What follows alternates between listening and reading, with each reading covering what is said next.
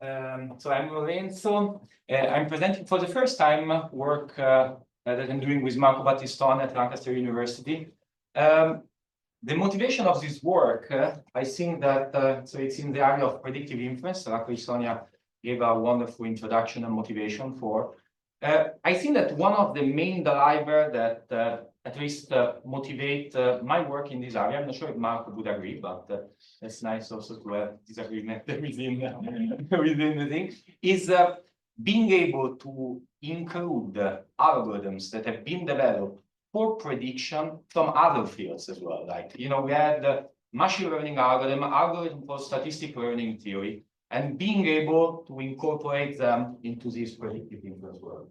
So essentially, like we already got a nice introduction on this area. Like we have a parameter of interest. We want to quantify the uncertainty around it. So the parameter of interest is theta. We are given some data, and actually we have two ways about going to quantify some of the uncertainty around this parameter. One is the standard way that goes to the route of Bayes rule, and we have another way that involves specifying this learning rule, so this sequence of sequential updates. There are different forms of doing that, but essentially, like the object of the talk is going to be this right part. So Sonia has already explained a little bit one of the possible way of taking care of the arrow in the right. So how do we go from learning to a quantification of uncertainty? Well, a possible way is essentially like a bootstrap type of schemes. No, it's predictive recently, but it's really grounded in the idea of the Bayesian bootstrap. No, like we select an estimator, and that one can be justified by the decision theoretic framework. We decide a learning rule, so we don't need to specify a model and applier, and then we apply the Bayesian bootstrap essentially. With the difference, with the caveat that in the Bayesian bootstrap, we sample from the empirical, and we recursively update the empirical. Now we are having a little bit more freedom in selecting where I'm sampling it from. No? But the concept is exactly the same, like in this Monte Carlo scheme. So you select how many replicates you're going to get, how many synthetic data you're going to generate at every iteration. And then, at every iteration, you're computing essentially a statistics that include your data point and the synthetic data that you're generating. And, that one is essentially like a key distinction between the Bayesian bootstrap and Epsilon bootstrap. And, the difference in this new framework is that, we can specify different types of predictive rules. These are some cartoonish ways that I'm thinking about what are possible predictive rules. I think that the most famous one is the Dirichlet process predictive, so that has some form of correspondence in the limit to the Bayesian bootstrap. So you say, how do I update my initial guess? Your update, I think it's the most reasonable things to do. Is a point mass at the observation that I get. This one, in my mind, it's a cartoonish way of saying people try to move away from the discreteness of the empirical distribution of the Bayesian bootstrap. So they start coming up with new criteria.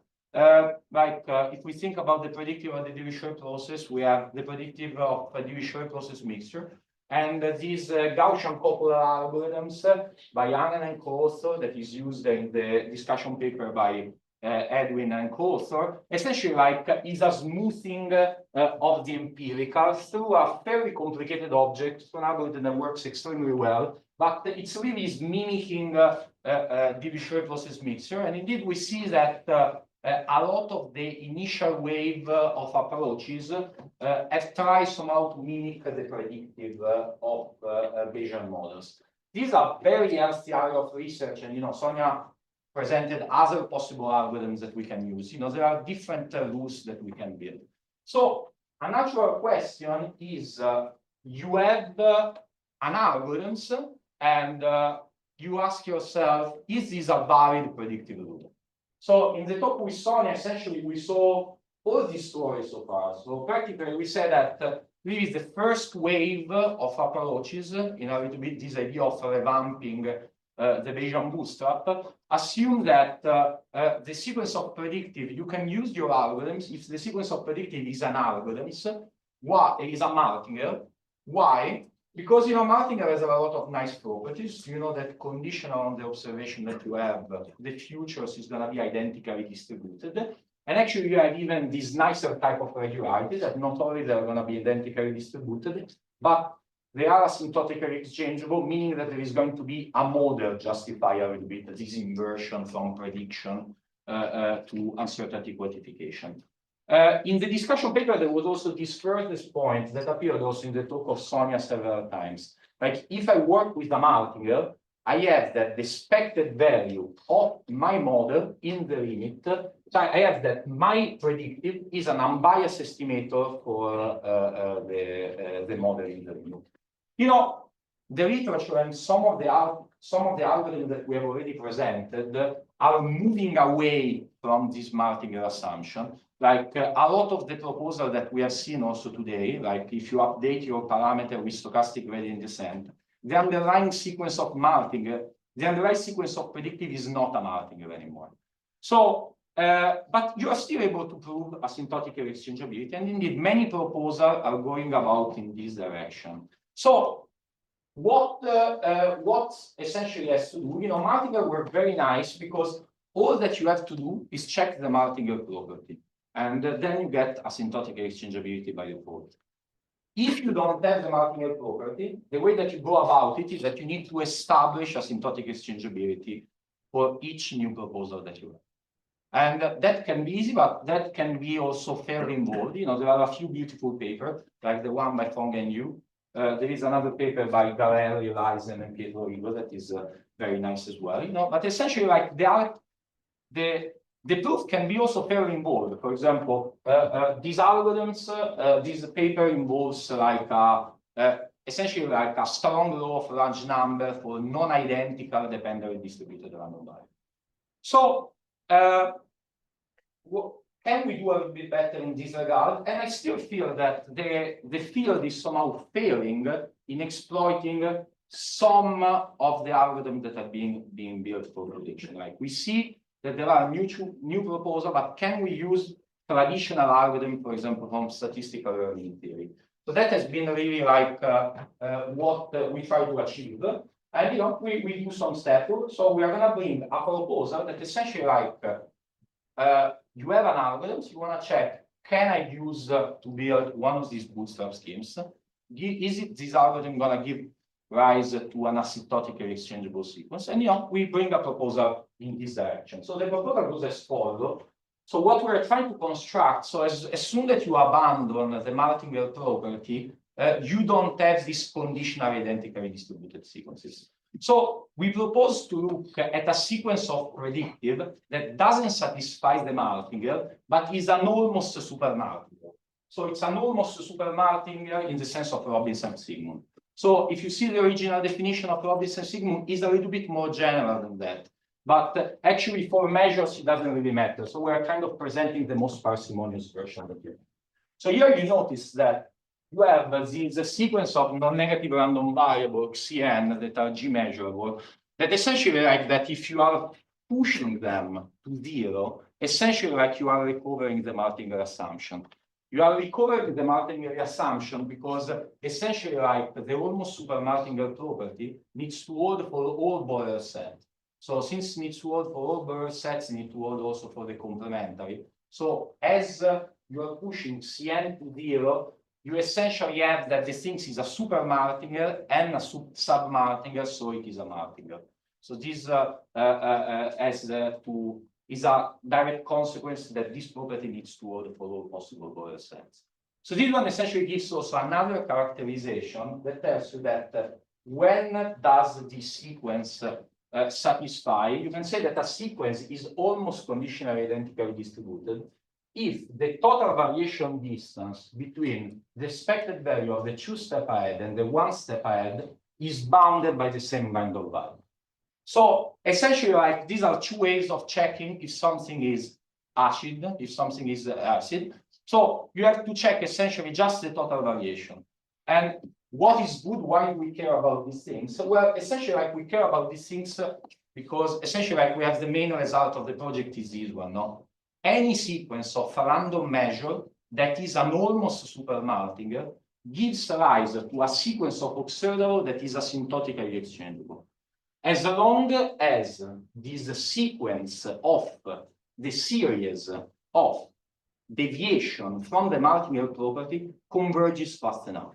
Okay, so in general, the sequence can be even deterministic. We have examples in which it is useful to keep it as a random variable. Quite essentially, it doesn't depend on the Borel set, but we can make it dependent on the Borel set. But you should think about it if you have a penchant for this type of result, that this is essentially like a generalization of Aldous result. Well, I don't know if Aldous result, but definitely you find it in Aldous that any sequence of martingales, any sequence of random measure that is a martingale gives rise to an asymptotically exchangeable sequence. So this one essentially is that it tells you that any sequence that is an almost supermartingale gives rise to an asymptotically exchangeable sequence. Why this is good? Well, this essentially is good because I'm saying that you take any learning rule and you check which kind of predictive rule am I defining. If that predictive rule is an almost supermartingale, then if you buy in that all that you need to build a bootstrap scheme is asymptotic exchangeability, then it tells you that you can use it. Okay, so that's really like the main idea that we are trying to push. And also, we're saying you take an algorithms, and all that you need to do is check one of these two possible definitions. And arguably, I think that the punchline that should be is that checking one of these definitions should be easier than proving asymptotic exchangeability for every individual algorithm. So that's all. So this was really like when people were talking about the mathematical convenience of the martingale, it's almost the same, no? That you don't have to prove asymptotic exchangeability. You have a martingale. You might not be in an exchangeable world, but you have that. So, are there any a.c.i.d sequences? Yes, there is. Yes, there is one. At least one. No, there is more than one. We are going to just see one example. And to me, like I wanted to take a very classical example, which means kernel methods. When I was doing my PhD, I was working on some copula algorithm, and Sonia was always asking me, why not kernel? So I said, no, why not kernel? Kernel, to me, kernels are the most natural generalization of the empirical, no? Like we saw that the Bayesian bootstrap, you essentially are having a predictive update that is a point mass at new data point. Here, you just simply place a kernel around. For example, a Gaussian kernel. So you take any kernel, a sequence of bandwidths is a sequence that converges to 0. Here I'm representing a recursive version of the kernel scheme, but it doesn't really need to be. And it might look like the Gaussian copula, but it's a kernel update at the moment. So you wonder, so you take this as a predictive scheme. So you're saying, I'm not happy with the discreteness of the bootstrap, of the Bayesian bootstrap. Can I sample recursively from a kernel estimator? So this is exactly the kernel estimator that you have density R. It's the standard kernel estimator. Can I use to build a bootstrap scheme? So, well, the answer is yes, obviously.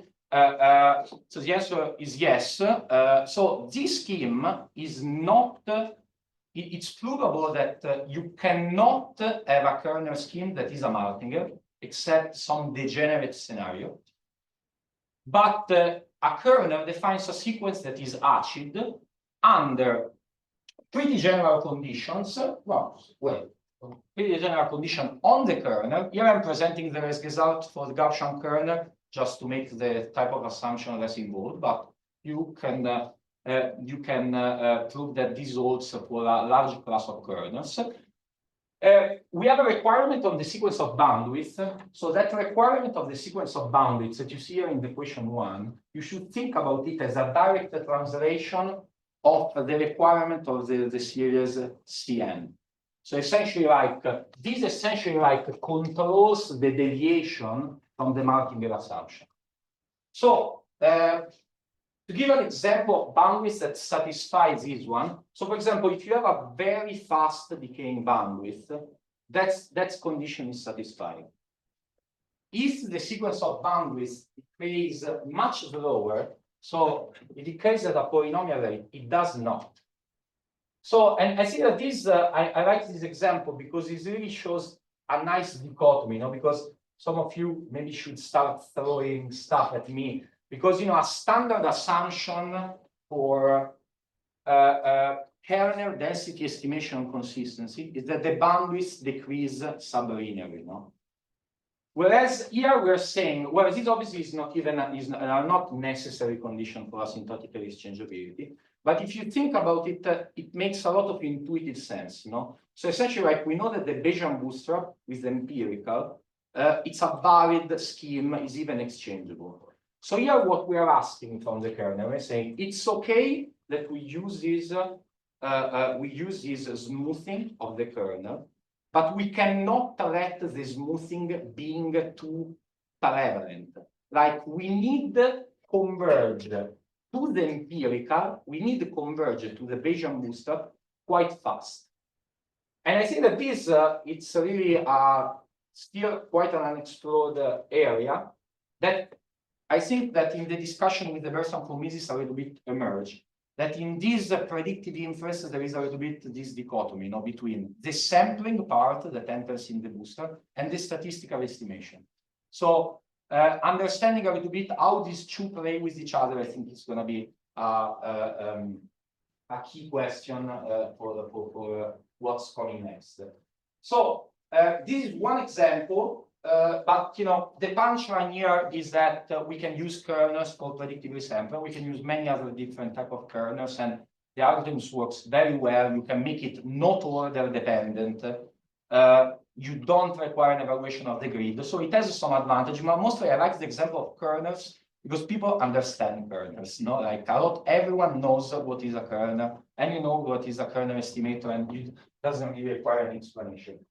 As a side product also, this was a question also that was examined by Mike West in 1991 in a biometric paper that was asking why Bayesians are not using kernel methods.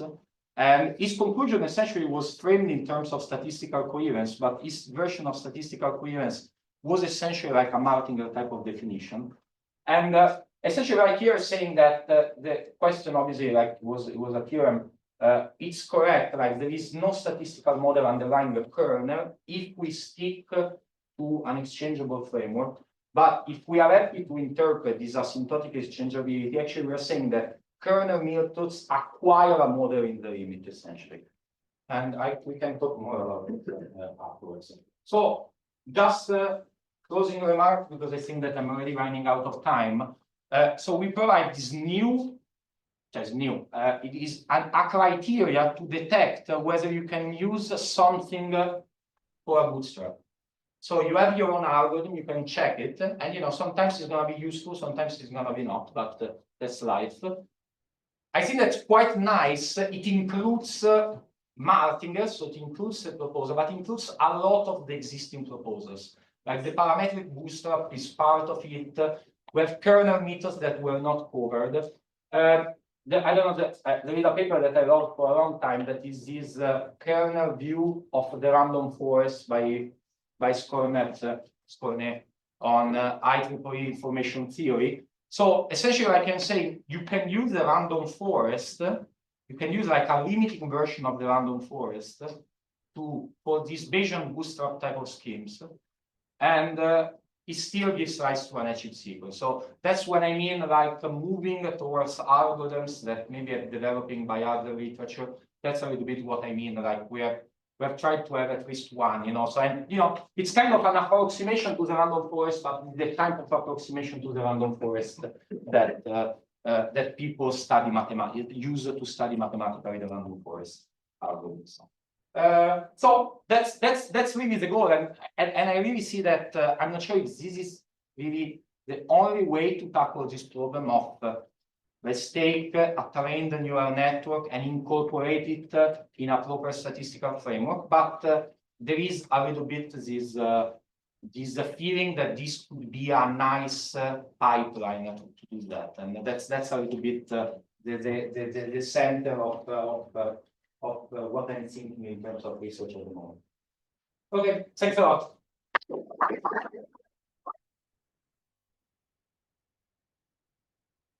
We have time for maybe one small question. Yes. Yes.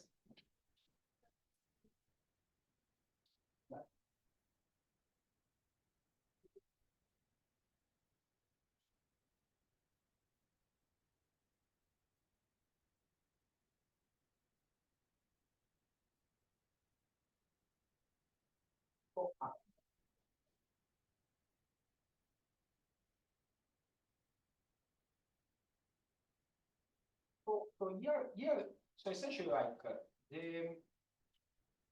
the weak convergence, the almost sure weak convergence, essentially guarantees that any sequence that satisfies the summability of the weights converges almost sure, or converges weakly, almost surely, to this F field. What I was writing as alpha, it's exactly the same type of result. So I'm saying that any sequence that satisfies this property converges almost surely. In terms of checking numerically, we haven't thought that much. What we are doing at the moment is really like that for most of these algorithms, as long as the algorithm has a minimum amount of analytical tractability, you can compute the Kn. So you can compute the Kn, and essentially, like, you determine the parameter of the algorithms, of your learning algorithms, in order to have this summability condition. Okay. Yeah, so we haven't thought this line of work yet of having a numerical condition that would approximate this type of relation. Yeah. This we have not done it yet, but if you want, I think that since these are conditions on increments, maybe there is an hope, no, because it doesn't involve any limiting model. So the condition is really just on the increment, the expected value of the 2 step ahead against the 1 step ahead that you have input for. So that one, the delta n is realized. No, the delta n is realized. So the delta n, you're really taking the Pnt minus Pn minus 1t. Here, you're really taking the Pn plus 2 given the filtration at Gn. So it's an expectation. So you need somehow to integrate out one missing step that you don't have. And maybe you can do that. You can approximate that object numerically, but we haven't explored that at all. No problem. Thanks so much. Let's take a very quick coffee break.